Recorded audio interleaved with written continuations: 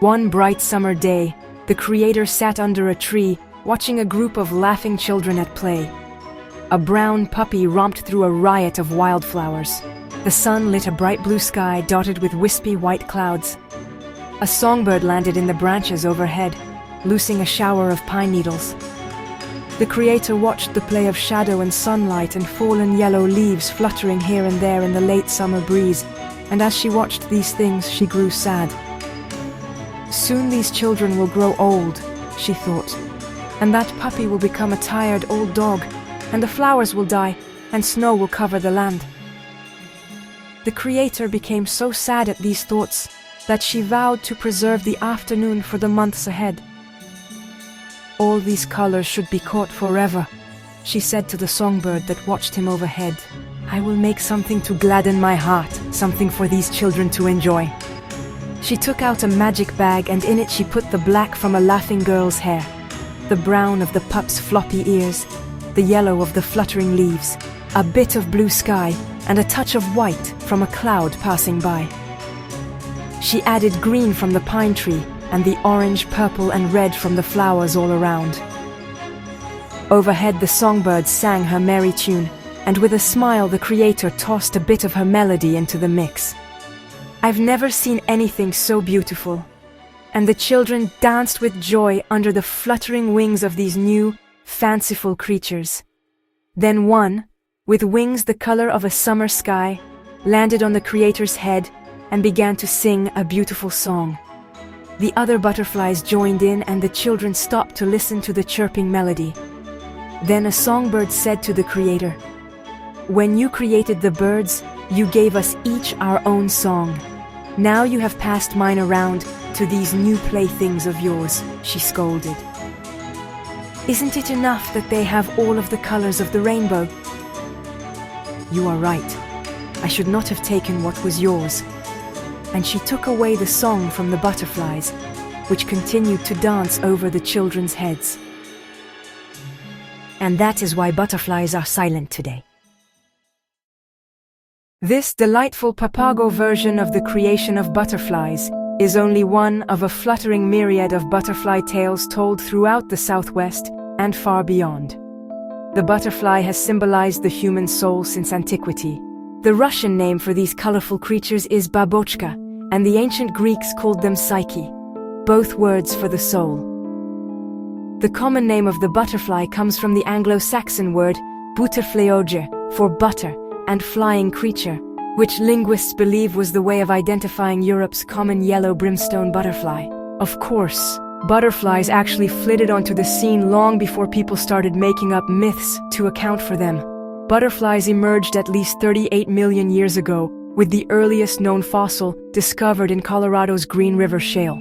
Today, there are nearly 18,500 known species of butterflies, range in size from Queen Alexandria's birdwing, with a wingspan of 11 inches, to the diminutive western pygmy, which spreads out to less than half an inch.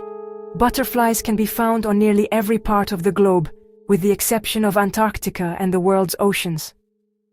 They grace flowery fields, meadows, hillsides, stream banks, forest glades, deserts, and alpine tundra.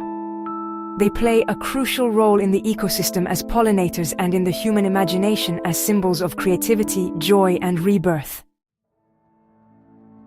Nearly 400 species of butterflies, more than half of the total number found in the entire North American continent, live in Arizona. The Tohono O'odham, once known as the Papago, focused on the sheer beauty of these insects, as some 240 species flutter through their southern Arizona homeland. The southeastern portion of the state has biological links to the Sierra Madre Range and the tropics in Mexico, and its varied plant life and climate account for the region's diverse butterfly population. The Yaqui, another southwestern desert tribe, believe that butterflies portend the coming of rain. When they spot approaching butterflies, the Yaqui sing a rain song and throw white corn kernels or dried leaves in the air. The best time to search out butterflies in the Southwest is in the rainy season between the months of July and September, which is when the adults are breeding and laying their eggs. The highest concentration of species in Arizona reside in the southeastern portion of the state, specifically in Santa Cruz, Cochise, and Pima counties. Chances of finding butterflies increases when two habitats overlap. Some of the best, easily accessible butterfly watching areas include Sabino Canyon in the Santa Catalina Mountains, Madera and Florida Canyons in the Santa Rita Mountains, and Ramsey and Garden Canyons in the diverse Huachuca Mountain Range. Along with discovering them near their favorite flowers, butterflies might also be found congregating in puddle parties, depressed wet spots where the insects gather to replace vital trace elements. But you don't have to venture south. Butterflies and their stories can be found throughout the Southwest. In eastern Arizona, the Kemehuevi, also known as the Southern Paiute, often represent insects in the designs of their highly prized baskets. The popular pattern of the butterfly shows up in these coiled baskets, which are woven out of such raw materials as willow, devil's claw, and juncus. Like many ancient southwestern cultures, the Hopi often utilize the symbolism of butterflies. Prehistoric Hopi pottery shows this affinity, as does the three Hopi Kachina, supernatural spirits, with butterfly origins.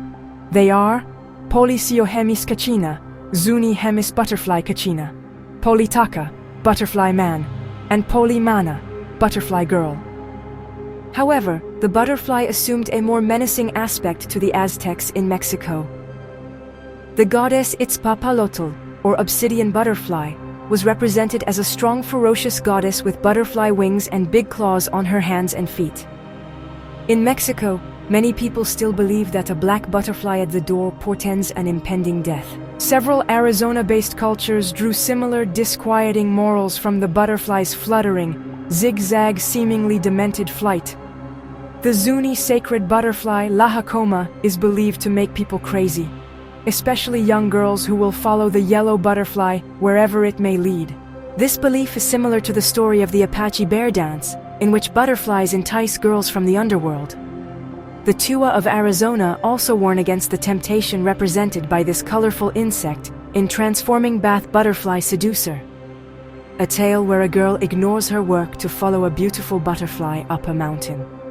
Once at the top, the butterfly turns into a wicked boy who then tosses the girl down to her death. The Navajo use the symbolism of butterflies to warn against vanity, temptation, and foolishness. The Navajo story of the two maidens and the white butterfly furthers the folly of butterflies. When the hero of the tale catches the wicked white butterfly, he splits open the enemy's head with an axe, and thousands of butterflies escape from the mortal wound. The wise hero pulls one of the butterflies out of the air and insists that it tell the others they can no longer enter the brain of man. "You will be of little use to the people," he says. "Only when they catch you and put pollen on their legs and arms and say, 'May I run swiftly, may my days be long, may I be strong in arm.'" Even so, the Navajo consider the perishable dust of the butterfly's wings a subtle warning on the fragility of beauty. In the spring, the Apache sing the sorrowful song of the Flower Maiden, which also details the creation of the butterfly. In the first days of the people, many warriors sought the favor of the beautiful Flower Maiden. But of them all, she loved only two, hidden love and iron courage. They each contended for her love, but not even the Sky Mother could help her make the choice. Then fate stepped in, and both warriors were called to a great battle against invaders coming from the north. Flower Maiden bid them each goodbye with a heavy heart. Many months passed as she waited for her warriors to return, but when the war party rode back into camp, neither of her loved ones returned with the victorious. Flower Maiden, who had lost any chance of happiness, took her tears and set out to find the bodies of the warriors she still loved even in death. She searched the hills and plains for years, sundered from herself in her grief. When she could find neither of her beloved warriors, she pleaded with the Sky Mother.